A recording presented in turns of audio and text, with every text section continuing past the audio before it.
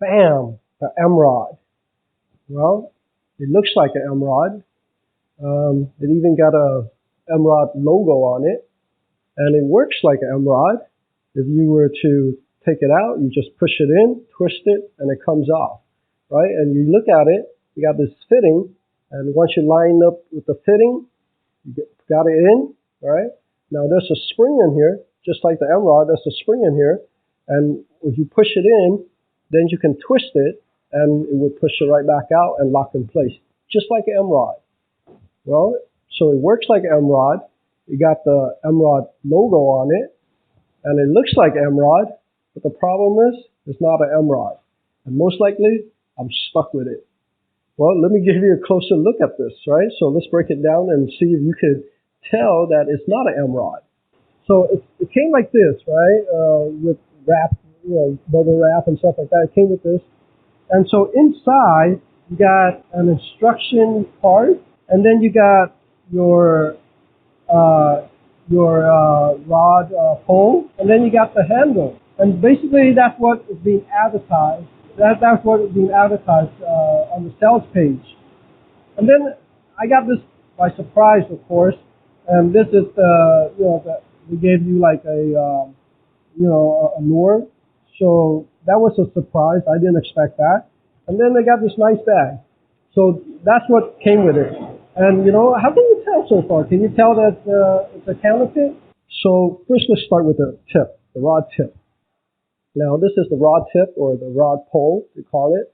And the rod tip, or the pole, the pole itself, it's basically made out of stainless steel with a nice finishing, polished finishing polisher, and it's supposed to be very smooth. And so anyway, and then come down here, you got the coil. They call it coil, and the coil basically they have 4 coil and up to 8 coil. And I happen to have the 8 coil and also the 6 coil. Now if you look at the coil, basically it's so if you have like 4 coil, then it's like a hard power rod, I guess, compared to that. So it's hard, and then the more coil you have, is the softer it gets. So with the 8 coil, it's like the super soft one, and then the 6 coil is like kind of like the medium or moderate, hardness, right? And so you got that, and then you got the fitting part of it. I mean, this looks pretty much like an Emmrod, right? I mean, there's nothing different about this. And then you got the handle. Now, the handle is made out of aluminum magnesium, which is supposed to be very strong. And, from the feel of it, it's pretty much, it feels pretty good. I mean, it's nice and firm and nice and strong. So this thing is, so for the grip, the handle part of it, it's made out, it's supposed to have a non-slip, I guess, design to this. And, I mean, feeling it, it does feel like pretty good, non-slip, I guess, right? You got your wheel seat here with this 2 screw and stuff like that to tighten it up, right? So it's pretty good. And then you got this ring here. So I mean, I think every single rod should have this ring, so you could actually secure your rod and you won't lose your rod. So that's pretty nice. And I mean, it's strong. It feels really strong, and it weighs about 250 grams just by itself like this, 250 grams, and it's about 48 centimeters. It's 48 centimeters, and I mean, this thing could be a weapon, You get this and club somebody with it, and it's used for salt water and fresh water, so it's supposed to last a very long time. And another thing is that about this rod, I put it upside down here, but another thing about this rod is that you can use that as a spinning rod. This is going to be a spinning rod, right? It's the GGZ model. right? But then once you put it upside down like that and put on your baitcaster rod, it becomes a baitcaster. Once you put on your baitcaster reel, then it becomes a baitcaster rod. So you could use it, as a baitcaster, or you could use that spinner, right? So either way, it works. And you notice this? You got two grooves here, and that is made for the baitcaster, so you can hold on to it this way, right? So that's pretty good. So it's pretty good, right? I mean, so far so good. But anyway, only my concern about this is that this part is rubber, and from what I have experienced with past products that have rubber pieces on it, it's eventually kind of like if you store it and put it away and kind of forget about it, and you come back to it, this part kind of melts and it kind of flakes off, fall apart. And so that's my concern. It might be a problem in the future. But so far, this thing looks pretty good, right? So can you tell that it's not an Emmrod? I wouldn't. And I got it and I wasn't able to tell in the first place until later on. So in the rest of the video, I'm going to share with you how I ended up with two of these counterfeit Emmrods, how I found out they are counterfeit, and also how you can avoid it, and finally what I'm going to end up doing with it. So how did I end up with two of these counterfeit fishing rods? Well, I've been in Vietnam for the last 9 years, and in the past 2 years, I got really interested in fishing. It became a hobby of mine. I fish almost every day, and pretty much whenever I fish, it's like morning to evening, and pretty much full time. I started out with two-piece rod. In Vietnam, I have a scooter, and it's not very convenient with these two-piece rods. They're pretty long and they're sticking out. So I'm looking for something compact, something that is small, where I could put into my backpack and go with it. Or maybe I can tie it to my scooter and without it sticking all over the place. So as I researched, I found out that what I needed was a travel rod. So I started looking into travel rod, and I found out about the telescopic rod. For a while, the telescopic rod worked perfectly for me, except for the part that they start to break. And they break pretty easy. And it's another story. And so now I'm looking for something that's more durable, right? I look for something that's more durable, that I'm not careless, but I don't have to be so careful with it. And I could carry it around easily. So it's compact, durable, strong, gonna last me a long time. The Emmrod seemed to be the perfect idea, the ideal rod. But then that didn't really push me to getting an Emmrod. Then finally, I got my inflatable boat.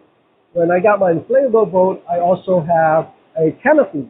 With the canopy on, it's kind of limit my space of movement, and especially with the long rod, you'll extend it, and when you pull it up, and it's most likely going to hit my canopy, and you can't really move around with it much. So it was kind of difficult, even getting it up and put on the bait, and it was kind of hard. So then I decided I want something shorter, right? Even more compact. So I want something compact even when it's fully in use. So even when it's fully extended, or however it is being operational, it's still going to be compact enough that I can just sit there and still reel it up, put on my bait with no problem, not going to hit my canopy. So those are the three reasons why I decided I wanted an Emmrod. So my next thing is that where do I buy the Emmrod? So another thing about Vietnam that you probably want to know is that it's really hard to get anything shipped here. And if they do ship it in, you're going to have to deal with customs. And, there was like my inflatable boat, I got it shipped in, and I have to deal with custom, and it ended up costing me like an extra $200, like over $200. So, it's pretty difficult. So it's really, really hard for me to actually find, a website and have it shipped in. So in Vietnam, there's a couple of sites or a couple of shopping e-commerce store that I could shop at. And one of them is AliExpress. And there's a few more, but AliExpress was the one that I found this. And this was listed at $74.04 at the time. And so I ended up ordering two of these. So how did I find out that it was counterfeit? And when did I find out? It was all started because of this. So remember I told you that I ordered two. Well, one of them happened to be defective, right? So you look at this, the handle got loose, right? The handle got loose. So this prompted me to ask for a refund. But to make a long story short, I went through so many trouble and I didn't get a refund from them. Ended up calling my credit card company and asked them to do a chargeback. So anyway, so the problem continued with them, and that prompted me to really, figure out what's going on, because when I asked for the returning address, they never responded, and it's just silent. I'm talking about the seller. And if you go onto AliExpress, and if you look under the seller, and the seller actually lists under Emmrod Official Store.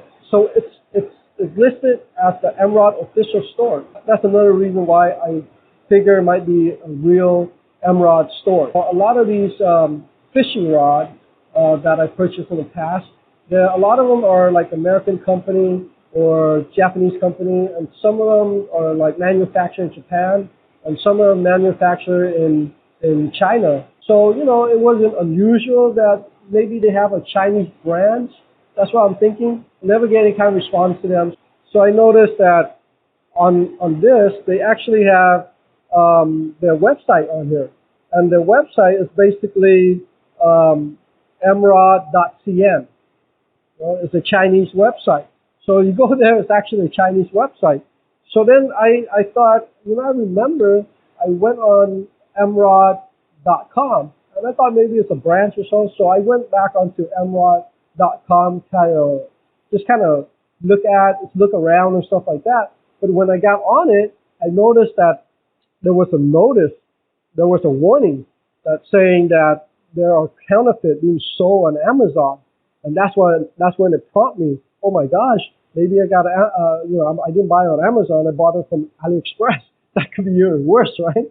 So immediately I try to find out if what I have is actually real, right? So first I start scan on the website to see, hey, do they have this model? I didn't see it, so I called them. So they end up texting me saying that what I got is a counterfeit.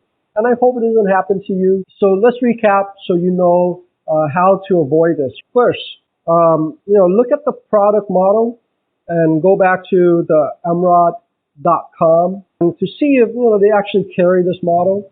And if they don't, that's kind of like a red flag. Another thing about the Emmrod.com website, they look kind of old, kind of outdated.